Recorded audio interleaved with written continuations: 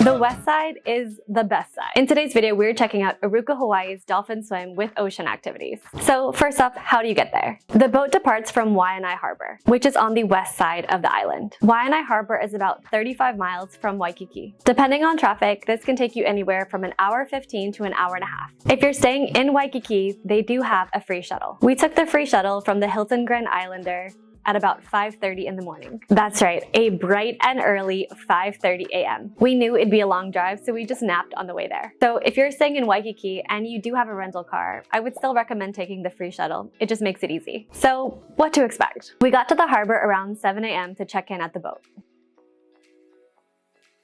There's public restrooms at the harbor, and you're on the boat for about 4 hours from 7:30 a.m. till around 11:30 a.m. There is a restroom on board of the boat. If you get motion sickness, keep this in mind because once you're on the boat, you are on the boat. Because I knew this was a longer boat ride, I took my over-the-counter motion sickness tablets the night before, and I also took one the morning of. I also took simple ginger tablets throughout the cruise just as a means of prevention. Overall, the water was very, very calm. I'll leave links in the description box below if you're curious what my go-tos are. This is incredibly important to note because there were a few people on the boat itself that got super seasick. Their on-the-water experience was just limited to lakes and very calm waters.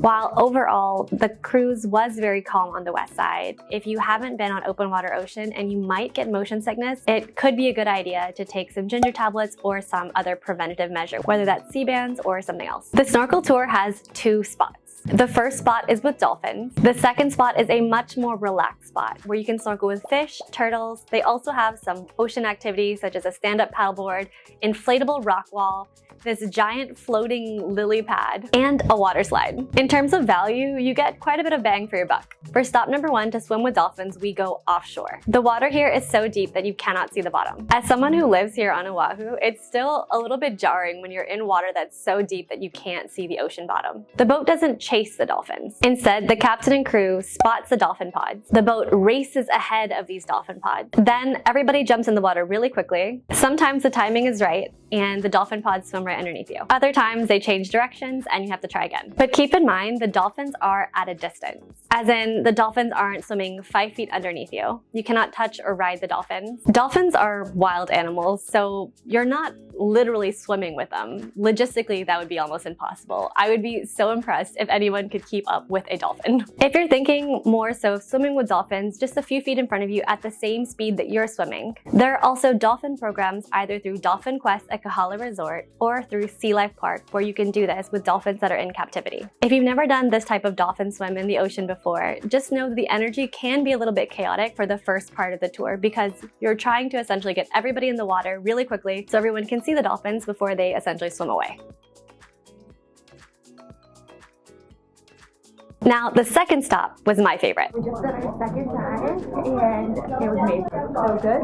All the dolphins. We were hanging out with Wilbur the filming. The boat goes into much shallower water where you can see the bottom and sets anchor. You'll spend the rest of the trip here. You can have a much more relaxed snorkel where you can snorkel with fish and turtles. The crew also sets up that inflatable rock wall. There's stand-up paddle boards, and there's also that giant lily pad type of thing that I mentioned earlier. So there's 3 activities you can choose from. After you guys snorkel with the dolphins, you get to either stand up paddleboard, which is what we're doing here. You can go on the slide. There's also an inflatable rock wall just over there. All good. The water is super clear and visibility is really good as well. The boat has 2 decks. The top deck is open if you want to be in the sun, and the bottom deck is shaded if you prefer to be in the shade. Now, this spot is where you'll also have your lunch. I absolutely love the second stop. They had stand-up paddle boards, a giant inflatable rock wall, which I did struggle to get up a little bit, and then I could jump off the boat, and there was a huge floating mat. After swimming for a bit, we had lunch on board, which was a turkey wrap. If you are a vegetarian, you can request a veggie option. The lunch was just the right portion. After all the water activity, I definitely preferred a lighter lunch than a heavier or a richer one. I also in general usually pack my own snacks on trips like this. I packed a few granola bars just to kind of tide me over as well. There are two different options for this cruise. The first option is the one that we did, the dolphin swim, which runs from 7:30 till around 11:30 a.m. And the second one is a dolphin watch, so that runs from around 12 to 3 o'clock. In the morning one, which is the one that we did, we got 2 snorkeling spots. In the afternoon cruise, it's a little bit shorter because they only get 1 snorkel spot, and that's the second snorkel spot that we went to with fish and turtles. On the second tour, you'll see the dolphins swimming, but you won't actually get in the water. Next, what to wear and pack. Wear your swimsuit underneath your clothes to make it easy. Because we knew we would be on the top deck and that we'd be in the sun for most of the tour, we put on our sunscreen about an hour prior to give it plenty of time to dry before we got in the water. I would still recommend packing sunscreen so you can reapply. I usually use 50 SPF, and I also have a clear zinc face stick, and I'll leave a link in the description box below if you're curious about what products I use. The gear is included, so you do get snorkel mask, fins, and a snorkel vest. I personally prefer using my own gear, so I just pack my own snorkel mask. I'd also recommend packing polarized sunglasses. I'll leave a link in the description box below for the ones that I got off of Amazon. And I'd also recommend bringing a refillable water bottle. They have a giant water cooler with cold water, and it's best if you can use your own refillable container. Also, of course, bring a towel and change of clothes for after. I absolutely love packing a sarong because it makes it easy to get dressed very quickly, and it looks cute. And lastly, without a doubt, the #1 item I would definitely bring on this tour or any snorkel boat tour is a dry bag. If you've watched any of our other snorkel boat tour videos, you'll know that I always bring my 25-liter dry bag. And I'm so glad that I did. On this tour specifically, people are getting on and off the boat really quickly, so the boat gets really wet. If you accidentally leave your stuff on the ground, your stuff is gonna get soaked. And I saw quite a few people who had cloth bags get their stuff completely soaked because they left it on the ground. The 25-liter is the perfect size for me. I'm about 5'8", and with the 25-liter, I can fit a towel, change of clothes, any filming gear that I need, and I still have a little bit of room to spare. I'll leave a link in the description box below for my favorite 25-liter dry bag. Overall, I absolutely love this experience. I had a good friend who used to live here in Hawaii but was visiting from New Zealand. We had an absolute blast on the tour, and I can't say enough good things about snorkeling on the west side.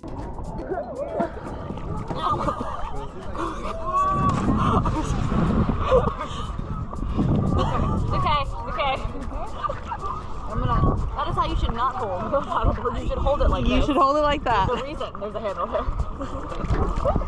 Woo! It was so nice to get out of the hustle and bustle of Waikiki. When we were snorkeling, we were pretty much the only boat out on the water. Throughout the entire tour, we probably saw 1, maybe 2 other boats. Now, another thing, it is a 4-hour-long boat cruise. If you're prone to getting motion sickness or you're not quite sure if you will or won't, prevention is always the best choice. There were probably 5 people on the boat cruise that were sick the entire tour. And by sick, I mean their face in a bucket. And as someone who's gotten seasick, my heart went out for them. If your on the water experience is limited to very calm water such as lakes, keep in mind that the ocean is different. And an ounce of prevention for motion sickness is worth a pound of cure. And as with seasickness, if you're already on the boat and you're getting seasick, it's probably too late to take anything for motion sickness. Thank you for the TED Talk on seasickness that you did not sign up for. If you like this video and want to check out more snorkeling videos, check out the link in the description box below. If you're looking for more things to do here on Oahu, check out our itinerary ideas playlist. We have videos for 14 things to do here in Hawaii, 7 unforgettable Hawaii experiences, and 9 things to do on the North Shore.